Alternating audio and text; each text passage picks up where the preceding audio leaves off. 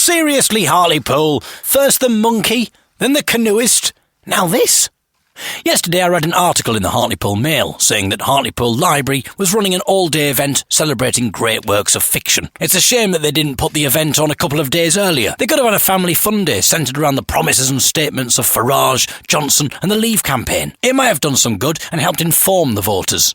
Instead, they chose to have their fiction day yesterday, and according to the Hartlepool Mail, it seems as if they've opted for a harrowing tale of a dystopian island where everyone's divided, the economy is collapsing, and fascists are rejoicing. No, sorry, this isn't the Hartlepool Library Fiction Day I'm reading now. It's just the actual news. 70% of people from Hartlepool, exactly. You see what I've done there? Inadvertent satire. My subconscious brain is doing comedy. Hartlepool. Yeah, take that, Hartlepool. Hartlepool. Yeah. See, I can't help it. It's just got comedy coursing through me. And what I put down that was Hartlepool. Hartlepool, more like.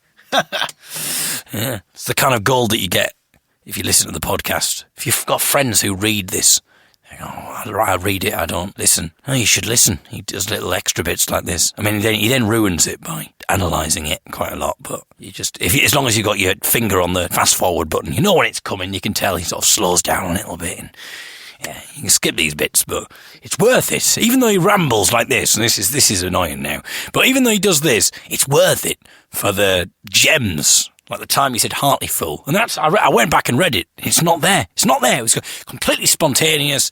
Anyway, sorry. 70% of people from Hartlepool voted to leave the EU. I'd like to think that the majority of these voters made a properly thought out and well-informed choice, and their decision to go against all the experts, 90% of the economists, and the vast majority of politicians was an educated one. But if the vox pops from the town are anything to go by, I'm very doubtful that this is the case. I saw a news report on national BBC TV News in which the people from Hartlepool were interviewed about their vote. There wasn't a single well-reasoned argument from those people who had voted to leave, with people just spouting nonsense about immigration, even though Hartlepool hardly has an immigrant population. We need to get the foreigners out so we can spend the money on the... And it's not wrong for me to do an accent, because I come from Hartlepool. We need to get the foreigners out so we can spend the money on the NHS. As if there is a direct correlation between foreigners and free public health care. How will these people feel when they realise that the foreigners aren't actually going anywhere, and the NHS isn't going to get any more money ploughed into it? Farage and Ian Duncan Smith have already suggested that the whole 350 million into the NHS thing wasn't actually true. Plus, Farage has previously stated that the NHS might have to be privatised. So it seems as if these promises were untrue. Okay, maybe untrue is a harsh word. How about white lie? Yeah, that's nicer, isn't it? A nice, white, Caucasian, British lie. It doesn't sound so bad now, does it? It was a British, white, Caucasian lie for real, ordinary and decent people. You know the type. Not like those pretend, weird, indecent folk from London, Scotland or Northern Ireland. Not the vast majority of young people. No, they're the ones that aren't us. The decent people. How will they feel when they realise that they've been lied to? I mean, they were bloody livid when they elected Angus the Monkey as the mayor of their town in 2002, who, after being voted in, reneged on his election promise to give all school children free bananas. The people of Hartlepool were furious. I mean, okay, this isn't quite as serious. I mean, we're only talking about free healthcare here, but, still, they'll be pretty pissed off, is what I'm saying. There are a few people on the report who said that they had absolutely no idea why they'd voted to leave, but they just did. Other people said it was to get Cameron out, presumably for a more right-wing Tory government. Was that the plan? Because that makes sense. Then your voice will really get heard, won't it? My gripe isn't simply with everyone who voted to leave. It's with those people who didn't know why they were doing it, or were voting for specious reasons like getting foreigners out, or as a protest vote. No one sees your vote as a protest vote. There's nothing that distinguishes your protest vote from a well-informed, educated vote. It's just a vote. On paper, it's just a vote. And if there are more Leave votes than Remain, guess what happens? Yeah, the Leave vote wins. It's just basic maths, like 1 and 1 equals 2. Unless those numbers that you're adding up correlate to British pound coins, in which case it equals 20 pence. The interviews were recorded at a bus stop, and you could see the 36 bus pulling up, which is the bus that I used to get every day to go to college and then after that to go to work. But watching Hartlepool on the TV on Friday, the town really didn't feel at all like home. Normally, people I've just met will assume that I'm Geordie, and they will ask me if I come from Newcastle. And usually, I'll tell them that I'm from Hartlepool, dropping the H, as all true Hartlepoolians do. But, to be honest, I'm so ashamed of the ignorance of my hometown that I think from now on, whenever someone says, "So, you're from Newcastle," I assume, I will respond with, "Why, aye, bonny lad, that's reet man, up that tune." Or I'll probably just say yes. But you get the point. Well, I've written today's dollop very hastily. I'll write something a bit more interesting and considered tomorrow. Or maybe I won't. Maybe I'm just saying that I will in order to get you to come to my website and listen tomorrow. Maybe actually it'll just be a recording of me farting. Although I suppose there's a chance that you might enjoy that more than just listening to a load of boring words. Oh well, come back tomorrow and we'll see what happens. There isn't a plan. I've decided to adopt the Brexit campaign's approach to this blog from now on. For the last few months, BBC Radio 5 Live have been solidly covering the EU referendum, and they've been playing out the same trail for ages. It's a ridiculous trail, as it chooses a couple of clips which don't at all back up the whole message of the trail, which is around the tagline, "Making sense of the EU referendum." But no one at 5 Live seemed to have noticed and just kept playing out the trail relentlessly. The music starts, and then a voiceover man says, "BBC 5 Live, making sense of the EU referendum." There is then a few clips of people talking. One of them is a 5 Live presenter who says, "Now, we've heard from our panel of experts, let's hear from some politicians." I don't think the presenter said this deliberately with any sense of sarcasm in order to bash politicians, suggesting that they are ignorant and unintelligent. But surely the people putting the trail together must have realised that's kind of how it sounded. I suppose with the benefit of hindsight, though, it is a rather fitting line. The other clip in the trail is a man saying something like, "The trouble with this referendum is that no one is giving us any definite answers. And that's what we need right now. We want to hear people giving us definite answers about what might happen if we stay or we go." This clip makes no sense at all and is a complete oxymoron. Definite answers about what might happen. Yet it's been 5 Live's chosen clip to wheel out every hour for the last few weeks. And then, just to top the whole ridiculous trail off nicely, the voiceover man comes back to repeat the line, "BBC 5 Live, making sense of the EU referendum." Hour after hour, day after day, this trail has been played, and no one seemed to have realised how ridiculous it sounds. The Leave campaign have been telling us not to listen to advice and not to heed the doommongers when making our decision. And now our decision has been made, you might be a little bit worried about the falling value of the pound and about our trade, but there is something that people are overlooking. And even Boris, presumably in the chaos of everything, seems to have forgotten this as well and is yet to placate the British public by reminding us of this all-important fact. We have cake. Boris, in his campaigning, has explained to us on more than one occasion that we still will be a valuable exporter to other countries, even if we leave, because we have something that the rest of Europe wants and the rest of Europe needs. We may have lost our iron and steel trade, and people complain that we don't make anything anymore. But that is ridiculous, because we do make things. We make cake. And we export growing quantities of stuff of all kinds to Europe. We export, I'm proud to say, we export cake in growing quantities, a particularly dense and glutinous kind of chocolate cake. That's what Boris has been saying, coming across particularly dense himself. And we export growing quantities of stuff of all kinds to Europe. We export, I'm proud to say, we export cake in growing quantities, a particularly dense and glutinous kind of chocolate cake. We export from Walthamstow to France. And then, just in case there were still any undecided people who weren't completely reassured by this statement from Boris, he added, "They love our cake in France." And our fears were allayed. They don't just like our cake, they love it. If the French were merely partial to our cake, then it might be a tad risky to leave the EU. But Boris clearly said that the French love our cake. Listen, he did, listen. "They love our cake in France." Yeah. And so we can rest assured that they won't be enforcing any trade tariffs on us, lest the French people should revolt.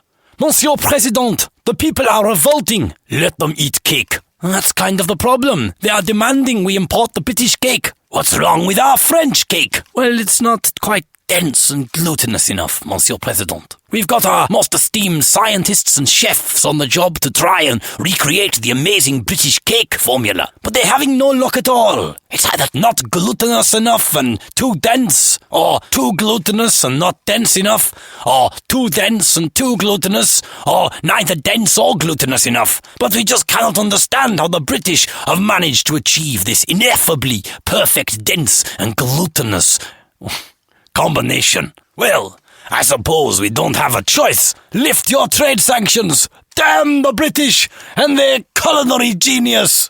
Thank you. You might be thinking that the French surely could, in actuality, easily make their own particularly dense and glutinous chocolate cake. There is clearly a gap in the market for locally sourced chocolate cake. Yet, the stupid French won't cotton on to this gap in the market. Because, as President Bush sagely pointed out, the trouble is that the French don't have a word for entrepreneur. David's Daily Digital Dollop. Bit of an improvised jingle to celebrate the 180th dollop. 180! Today was the first day since Friday that I haven't been obsessively checking The Guardian or Twitter, trying to compute what has happened and what might happen. But today I've had a productive day and haven't looked at the news or Twitter much at all. And so in my own personal world, things returned to normal. And by normal, I mean making dubstep remixes of traditional folk songs. I appreciate that may not seem particularly normal to most people. You can hear the fruits of my labour on Saturday the 20th of August if you come to the Folk East Festival in Suffolk, where I'm doing the Young'uns in the Mix. I'll also add it to the Young'uns podcast. Talking of which, I really need to get the first Young'uns podcast of the year released very soon. I said that the new series would be coming out in April, but I've been so busy that it hasn't happened yet. But, you know, it's not as if it was a promise. It's not like I got a massive poster and emblazoned the news all over the Young'uns van, and then just pretended that I didn't. Although, if I was pretending that I didn't, then I suppose I would say that I didn't, hence the pretending element. But I didn't, so stop trying to trip me up. Yeah, you see, this is what I mean when I say that things have returned to normal, having pretend arguments with myself for a daily blog. I think Farage was right about me. I'm not one of the ordinary people. To be honest, I'm not even really that decent either. You don't want to know what I'm doing while I'm writing this. It's a wonder I can still use the keyboard. Although maybe I should stop. I mean, I might give myself an injury, and I wouldn't want to put unnecessary strain on the NHS. Give it a few months, and I'll be absolutely fine doing highly indecent and undisclosed and potentially danger-inducing stunts without worrying about putting a strain on our health service. But I appreciate that it's going to take at least a couple of months before all the foreigners leave and the money starts rolling into the hospitals. Then it'll be amazing. We'll be deliberately getting injured just for fun, and also to take advantage of the luxury hospital services. Hopefully they won't serve caviar every meal. I mean, it's nice, but I wouldn't want it every day. A bit of satire for you there, my friends. It's not what you'd describe as biting satire, but that's because I'm aware of the health risks associated with satire bites, and I think it would be irresponsible of me to give you any, in case it results in you needing to go to accident and emergency, thus putting unnecessary strain on our NHS. But in a couple of months, when the foreigners leave and the money comes rolling in, etc., etc. Yesterday, I watched the England match with Ben and Elsa. It was an odd atmosphere, as we all admitted to each other that we weren't really that bothered about England winning the match. The political events of recent days and people's attitude to non-English people had made us rather disillusioned with the country. Plus, Elsa is French. Obviously she'll be leaving soon anyway, in order to free up NHS resources. Am I right, Hartlepool? That's the plan, isn't it? Looking at my Twitter timeline, it seemed as if we weren't the only people feeling this way, kind of wanting us to lose. As the game went on and the Iceland goals came in, we started rooting more and more for Iceland. I suppose I wanted it to be a bit of a slap in the face to all those idiots that I'd heard on the radio and the television saying things like, "We've got England back for English people. It's time to stand on our own 2 feet and show the world what we're made of. And now we can make Britain great again." Obviously, this slap in the face would be a figurative slap in the face. As much as I'd like to give them a literal slap in the face, I don't want to cause any injuries that might put unnecessary strain on the NHS. Maybe in a couple of months when all the foreigners have gone and the money starts rolling into the hospitals. Although I wouldn't want to give the stupid patriotic pricks the joy of being able to live it up in the luxurious hospitals being waited on hand and foot by their own personal butler. Again, checking my Twitter timeline indicated that others were also getting a weird pleasure from our apparent great nation being beaten by a country with a population of Wakefield. Not with the population of Wakefield, with a population of Wakefield. With a population the size of Wakefield. Iceland doesn't have the population of Wakefield. Have you not heard about that? They're trying to keep it quiet, but yeah, Iceland is made up of clones. They abducted everyone from Wakefield in the night, and then they took them to Iceland, cloned them, and now Iceland is just a mini Wakefield. So actually, it was a victory for England after all. That's one of the extra bits that you don't get. That's the beatboxing and that little aside there that you don't get if you just read the blog. Obviously, the truth is that we let Iceland win to thank them for being the first country to come forward after Brexit and offer us a trade deal. England clearly thought that we should be magnanimous and show our appreciation by deliberately playing shit and letting them win. Because, as Farage said, we are decent people. But anyway, it's not the winning, it's the taking part that counts. Although clearly this country has chosen neither to win or take part. We are out of the EU and out of the Euros. Still, who needs the Euros when we've got something a lot more interesting going on our TVs right now as this parliamentary debacle rolls on? Get a few of your mates round, stick on the news channel, maybe play a bit of a drinking game to spice things up a bit. Take a drink every time a Labour politician resigns, or a drink every time someone reneges on a key pledge of the campaign, or every time someone says that there isn't a plan. Although actually, maybe best stay off the drink for the time being. You wouldn't want to put any unnecessary strain on the NHS due to alcoholic-related injuries or illness. But in a couple of months, once all the foreigners have left and the money comes rolling into the hospitals, then you can drink as much as you want. In fact, we'll have so much money that they'll probably serve free booze in the hospital, along with the caviar. A bit of slightly nipping satire for you there, my friends. I don't intend to spend today's dollop on another EU-based rant, but I am constantly astounded by Nigel Farage's lack of tact. In his victory speech on Friday, he trumpeted that Brexit had been won without a single bullet being fired, failing to acknowledge the fact that a Remain campaigner was shot by a man who claimed his name was Death to Traitors, Freedom for Britain. And yesterday, Farage addressed the European Parliament, saying, "But what I would like to see is a grown-up and sensible attitude to how we negotiate a different relationship." Before immediately adding, "Now I know that virtually none of you have ever done a proper job in your lives, or worked in business, or worked in trade, or indeed ever created a job. But listen, just listen." He seems to be completely unaware of the irony and the contradiction behind those two statements. If Farage ever gets tired of politics, then he could always work in the trails department at BBC Radio 5 Live. He's got the requisite skills, able to lace everything with irony and contradiction. Failing that, a marriage guidance counsellor maybe. "But what I would like to see is a grown-up and sensible attitude to how we negotiate a different relationship." On Monday, I was waiting for someone at Huddersfield train station. A little way off, there was a man shouting at someone, "Help a homeless man, brother!" A minute later, he'd got a bit closer to me, and he was asking someone else if he could have 30 or 40 pence to get some food. Everyone he spoke to either just ignored him or apologised and then walked off. He then approached me and began to speak. I felt a bit bad just ignoring him. Plus, the words that Phil Collins song were going around my head. You know the one. "I can feel it coming in the air tonight. Oh, Lord. And I've been waiting for this moment all my life. Oh, Lord. Can you feel it coming in the air tonight?" Hey? You see what I did there? You see, you assumed that I'd be referring to a Phil Collins song about homelessness, didn't you? Another Day in Paradise. But I confounded your expectations there, choosing a different Phil Collins song entirely. And thus, hilarity was the result. Pick yourself up off the floor and we'll continue this anecdote. "Excuse me," said the man. Good start, I thought. I appreciate a beggar with good manners. He was doing well, and if he played his cards right, he might well be coming away from this conversation with 30 or even 40 pence. Do you have 30 or 40 pence that you can spare, mate? I'm not sure why he was incorporating such specificity into his begging. I might have been about to present him with 50 pence if he hadn't have been so rash as to underplay his potential bounty. I've heard a few homeless people use this approach of recent. In the past, it always just used to be people asking if you could spare any change. But now, there's more specificity with the begging. Perhaps this has some psychological grounding. People are more likely to give you money if you offer a suggested donation rather than just asking for some change. But where's this tip come from? Is there a manual for homeless people full of handy hints about how to effectively beg? Tip number 1. Always approach from the left. We are neurologically wired to respond more positively to people if you approach them from their left, according to a recent Harvard University study.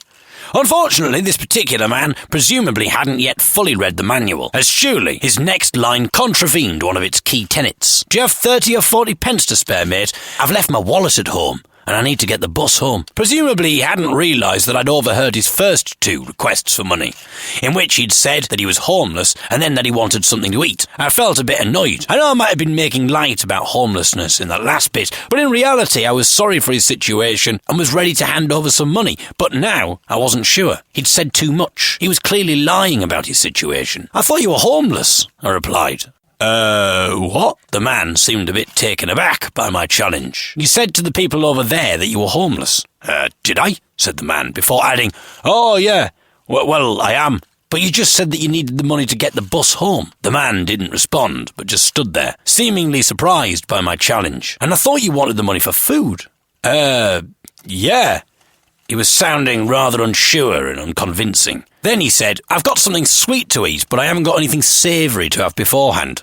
I'm not sure how he thought this explained the disparity of his narrative, unless his tactic was to distract me from that line of thinking by saying something unexpected. Now, I know that I might be coming across a bit obnoxious here. No, you're not, David. Oh, thank you very much for saying that. Obviously, I'm sympathetic to people who are homeless.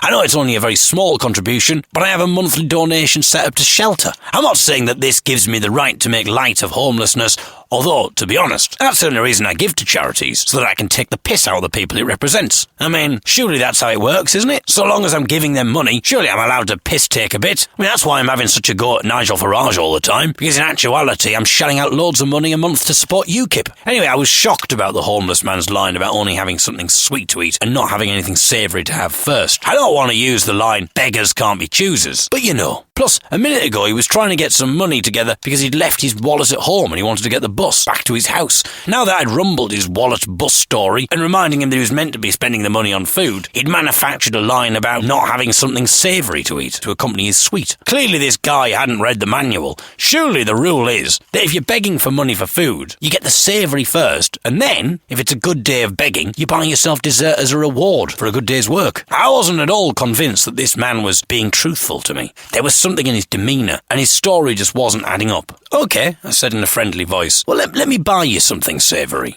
What? No, it's all right, mate. 30 or 40 pence will be fine. I tried to reason with him, explaining that 30 or 40 pence wasn't going to get him a meal, and I was happy to buy him something substantial to eat. But he just kept saying that 30 or 40 pence would be absolutely fine. I tried highlighting that 30 or 40 pence wasn't going to be enough for his bus fare, and that I've been standing here now on the street for the last 5 minutes, and so far no one has given him any money. But he just kept saying that all he needed was 30 or 40 pence. More doubt crept into my mind. But it wasn't doubt about this man's credentials as a beggar, but whether I was doing the right thing to be challenging him. Everyone he'd asked for 30 or 40 pence had refused. Presumably, if he was standing on the street asking for money, then he must need it in some way. Yes, his story might keep changing, and he might be lying about being homeless, but surely you wouldn't stand on the street asking for 30 or 40 pence and then being continually knocked back, unless you really needed that money for something. And who was I to play judge and jury over this man? So, feeling guilty at contesting the authenticity of this man, I gave him £1, and I didn't even ask him for 60 pence change. And then I apologised for challenging him and wished him a good day. He muttered a thanks and then walked off. A few seconds later, he was asking someone else for some money. Excuse me, mate, I've left my wallet at home and I need to get the bus. Later that day, back in Sheffield, I had a couple more encounters with some homeless people, but that will have to wait until tomorrow. Hopefully you'll join me then, unless you think that this anecdote has shown me to be an obnoxious prick. In my defence, though, I was the only person in the 10 minutes that I was standing there who gave him any money. I await your verdict on my behaviour.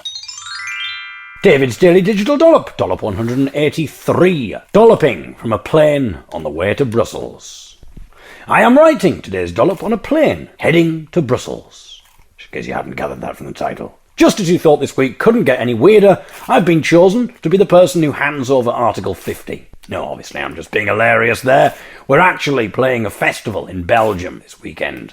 We've already had a few requests from some of the Belgian audience, but we won't be doing any of them, as we don't have to take orders from Brussels anymore, do we? And we'll be doing all our Hartlepool songs, just to piss them off even more. I've also written a song comprising words from Farage's speeches. Oh, it's going to be a right laugh. At the airport, an announcement came over the PA telling us to have all large electronic items ready for inspection. She then gave a few examples of things that this applied to, including laptops, notebooks, tablets, mobile phones, but then, right at the end, she said, and kettles.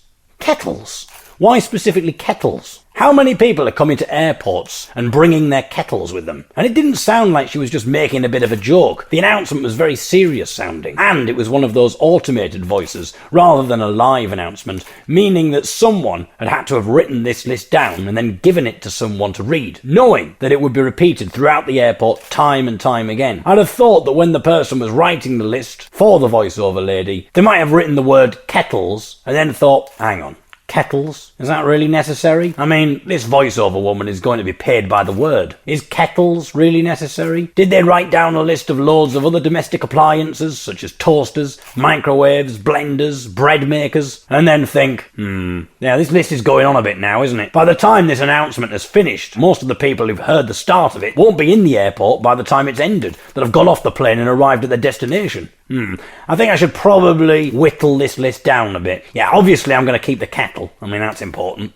I think the inclusion of the kettles on the list serves merely to add more confusion rather than clarity. I'll hazard a guess that the vast majority of people going through an airport will not be bringing a kettle with them. Have any of you who are listening to this, hello by the way, hope you're enjoying this. Sorry if it's a bit rubbish, if it's a bit lacklustre. I'm finding it hard to concentrate and writing this because I've got Michael and Sean chuntering in my ears. But have any of you listening to this brought a kettle through an airport? And if so, why? Do you not trust foreign kettles? Are you a kettle xenophobe? But I would argue that all the mention of kettles does is to add unnecessary confusion. Because if there are people who are carrying toasters, microwaves, blenders or bread makers for instance, surely they will now just assume that they are absolutely fine to keep those items in their luggage and not check them in for special inspection, thus causing extra hold-ups. Surely, by signalling out kettles above all other domestic appliances, they are tacitly intimating that kettles are the exception to the rule and that all other domestic appliances are fine. And what's the big worry with kettles? Not being a terrorist, just in case you were wondering, and not wanting to cause harm to other people, I've never really thought about the kind of evil that could be exacted with a kettle. I'd have assumed, though, that a toaster or a blender or a microwave could hold a similar potential as a weapon. If there are any terrorists listening to this, then feel free to leave a comment. Don't worry, there is an option to leave it anonymously. Maybe the airport staff knew that I was in the airport and made the kettle announcement as a sort of tribute to me, given that I've already written a few blogs about kettles in these dollops so far. Either way, it's nice to hear another blog about kettles, isn't it? It's been a while. Let's just hope, though, that there isn't any kettle-based terrorist activity that occurs in the next few days, otherwise I'm going to feel pretty bad about this dollop. If there are any terrorists listening to this, then please can you avoid any kettle-based atrocities. If you've enjoyed these dollops, then come on, it's the least you can do. Maybe use a toaster or a blender instead. That'll prove my point. I'll look better. People will say, he warned us. He did warn us. So, Alright. I'm doing a daily blog. I'm not sure this experiment is going to go very well. So, what I'm going to do is, have you heard of the comedian Eddie Izzard? No. Eddie Izzard is an English comedian who can speak French and German as well. And he did some stand-up comedy in English. Then he did the same set in French. Then he performed the same set in German. Oh my for God. 3 different languages. And so I'm thinking maybe that I'm going to try this now and extend my blog to Flemish. And I want to see if it translates. So I have put my blog into Flemish, and I want to know whether this works or not. Yeah. Here we go. This is the first sentence. I'm going to take it a sentence at a time and see how it goes. Op de luchthaven in aankondiging kwam over de pa ons te vertellen om al grot elektronisch apparatus klaar voor inspectie hebben. Ik begrijp wat dat hem zegt, maar... Any idea what I'm saying there? When you arrived at the airport, there was a message to tell you that you had to keep your electronic stuff ready for inspection. But Yes! Ze gaf dan in paar voorbeelden van doen die dit toegepast waaronder laptops, notebooks, tablets, and mobile telephones. telephones. Okay, so Yeah, what is it she saying gave some then? examples of what she meant with electronic stuff. Perfect. Maar dan helemaal aan hot end. So hot end. Ze en waterkokkens. Then again, this is confusing me because it says Waterkokkens? kettles. Kettles.